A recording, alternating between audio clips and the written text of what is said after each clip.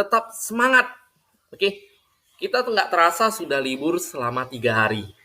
Hari Sabtu, hari Minggu, dan hari Senin. Oke, nanti kita ada libur lagi. Kalau nggak salah di hari Kamis ya. Nah, itu nggak salah hari merah juga. 1 Muharram nggak salah, tapi Bapak lupa. Yang jelas itu libur. Namun karena itu jangan patah semangat. Harus terus semangat untuk belajar daring. Ya, jangan sampai kamu bermalas-malasan. Kenapa? Karena kamu terlena, kondisinya kamu sedang libur. Jadi kamu malas. Hari Senin atau hari Sabtu, Minggu, Senin udah libur. Hari Selasa malas lah bangun. Itu nggak boleh. Justru kemalasan itulah harus dilawan. Ya, tidak boleh terus bermalas-malasan. Bapak ingatkan lagi. Kalau kamu ingin jadi seorang siswa yang berhasil, kalau kamu ingin menjadi seorang siswa yang sukses ke depannya, kamu harus berani untuk melawan kemalasanmu. Ya, kamu harus keluar dari zona nyamanmu.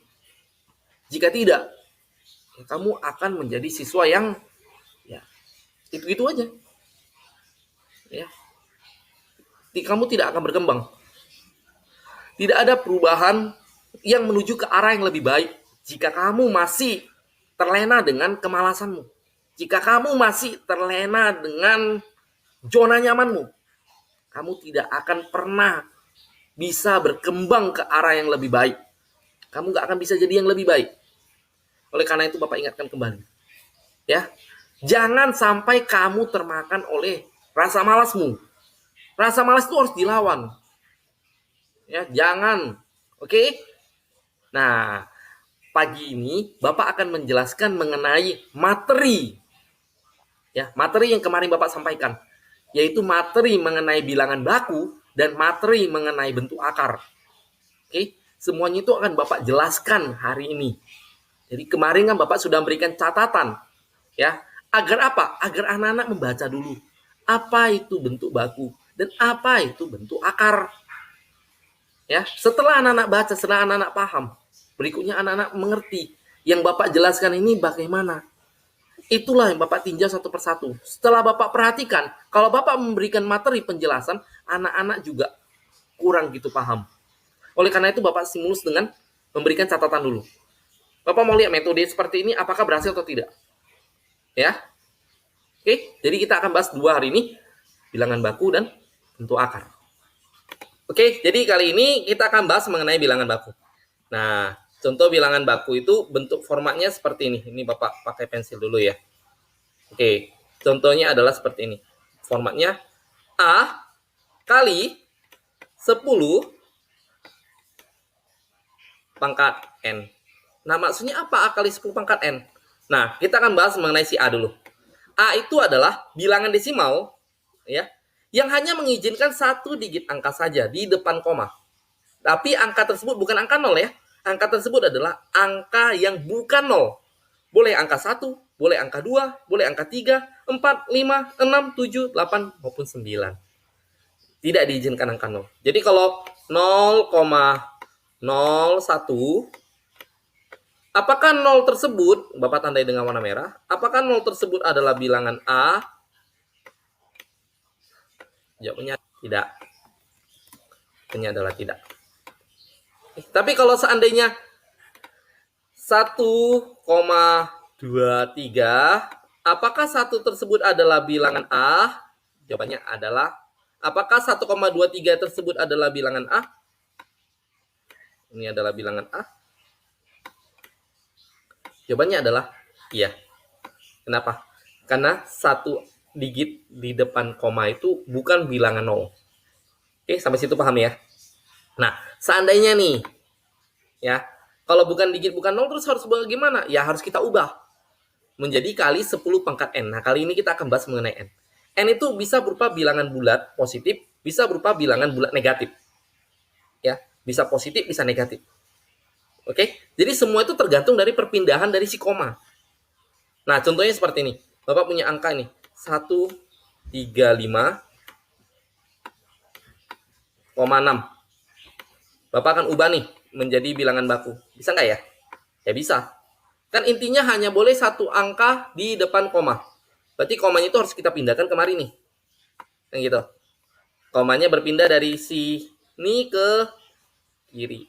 Nah, dia akan berpindah ke kiri. Jadi hasilnya pasti jadi 1,356 kali 10 pangkat berapa? Coba kita hitung ya. Coba kita hitung di sini. 1, 2. Kan si koma berpindah dan melalui 2 angka saja. Jadi 10 pangkat 2. Nah, kesimpulannya apa? Kalau komanya itu pindah ke sebelah kiri, maka pangkatnya pasti bulat positif. Tapi kalau komanya itu pindah ke sebelah kanan, maka pangkatnya berubah menjadi pangkat bulat negatif. Contoh lain apa? 0,0106. Nah, ini kita ubah menjadi bilangan baku. Maka jadi komanya berpindah kan gitu ya. Komanya berpindah ke mari pastinya. Nah, pindah ke sebelah kanan. Nah, gitu. Nah, karena pindah ke sebelah kanan, maka dia akan berubah menjadi 1,06 kali 10. Pangkatnya kita hitung nih. Pangkatnya kita hitung. Angkanya kita hitung nih. Angka yang dilalui koma itu ada 1, 2 digit ya. Maka 10 pangkat negatif 2. Oke. Nah, jadi Pak, ada muncul soal seperti ini. 21 nggak ada komanya, Pak. Tapi disuruh ubah menjadi bilangan baku. Bisa nggak ya? Ya bisa. Kemana komanya? Sebenarnya ini ada komanya, nak. Komanya itu di belakang koma 0. Nah, kan gitu. Komanya kan mau pindah nih. Pindah kemari nih. Gitu ya. Artinya dia pindah ke sini. Ke sebelah kiri. Dia berubah menjadi 2,1 kali 10 pangkat 1. Kenapa positif ya? Sudah tahu, karena tanda panahnya itu bergerak ke sebelah kanan. Kalau ini kan tanda panahnya bergerak ke sebelah kiri, tandanya negatif. Kalau tanda panahnya bergerak ke sebelah kanan, tandanya positif. Itulah mengenai bilangan baku. Jadi bilangan baku, anak-anak Bapak sudah paham semuanya ya? Oke, Bapak akan masuk ke bentuk akar. Nah, bentuk akar itu bagaimana? Bentuk akar ya pasti memiliki bilangan yang berakar. Contoh A akar N. Oke, nah ini harus adalah bentuk akar. Nah, A-nya itu adalah bilangan bulat, bisa juga pecahan, jadi nggak masalah. N-nya itu juga bilangan bulat, bisa juga pecahan. Nah, di sini akar itu harus ada, namanya juga bentuk akar. Oke, kalau bentuk akar bisa melakukan berbagai jenis operasional, bisa ditambah, dikurang, dikali, dibagi, bisa juga dipangkatkan. Ya, jadi itu semua akan kita bahas hari ini. Nah, contoh kalau misalnya A akar N ditambah dengan B akar N. Nah, ini kita masuk penjumlahan ataupun pengurangan ya. Bapak tambahkan di sini. Ini artinya A akar N ditambah B akar N ataupun A akar N dikurangi B akar N. Ini nilainya akan bisa berubah menjadi A tambah B. Ya, boleh ditambahkan dulu A sama B-nya. Akar N. Akar N-nya cukup ditulis sekali. Nah, ini bisa dilakukan jika, ingat catatannya, jika bentuk akarnya sama. Ini dan ini sama. Kalau berbeda itu nggak boleh. Ya, jadi kalau satu akar 2, satu lagi akar 3, nah ini nggak boleh. Jadi tulis kembali aja, udah tuntas. Hanya bisa dijumlahkan jika di sini akar 2, di sini juga akar, ini Bapak ganti menjadi akar 2. Nah, itu baru boleh dijumlahkan, baru boleh dikurangi. Dan satu lagi, jika di sini nggak ada angka, itu sebenarnya adalah angka 1. Nah, contohnya nih, 3 akar 2 ditambah akar 2. Nah, kalau ini nggak ada angkanya, itu adalah angka 1.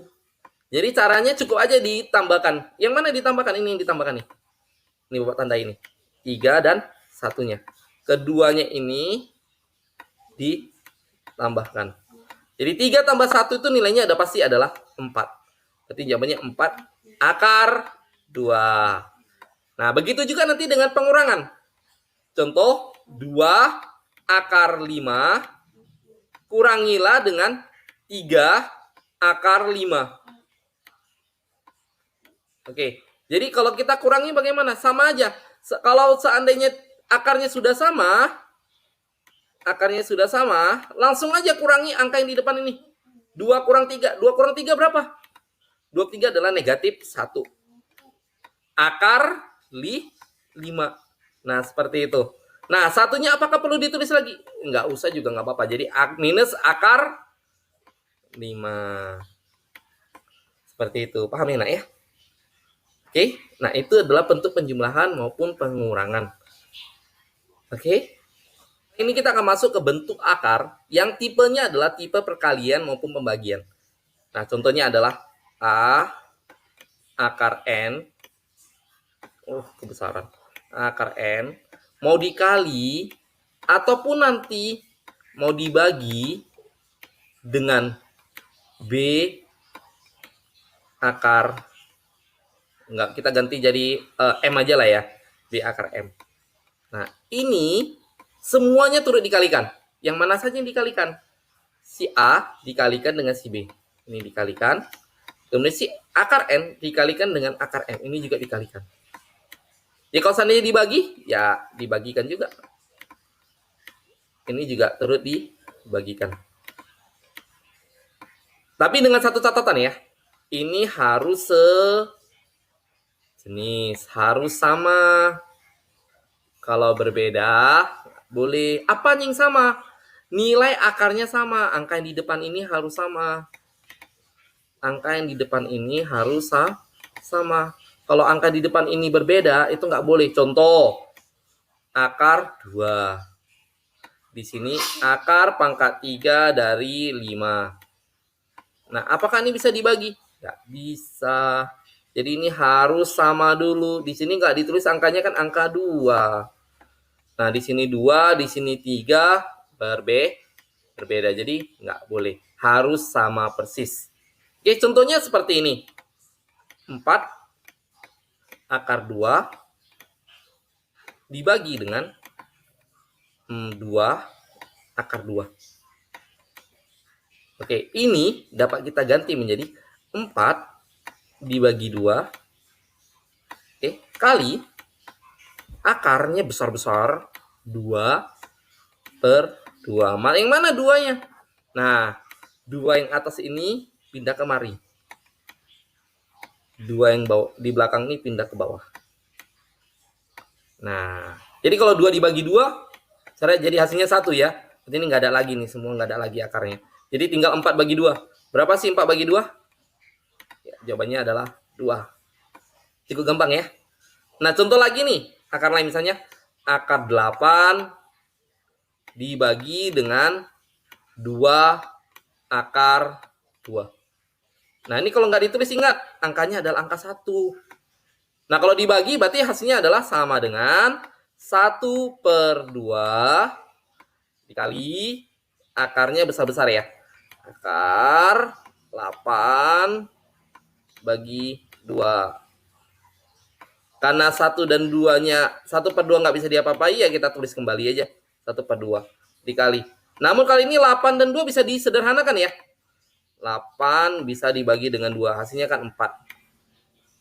Kalau akar 4 ada nggak nilainya? Ya, ada. Akar 4 itu nilainya 2. Nah, 1 kali 2 itu kan 2. 2 bagi 2 kan, ini kena coret juga ya. Hasilnya adalah 1. Nah, seperti itu. Oke, cukup gampang, Nak. Ada yang mau ditanya? Itulah pembagian. Jadi pembagian dan perkalian nanti sama.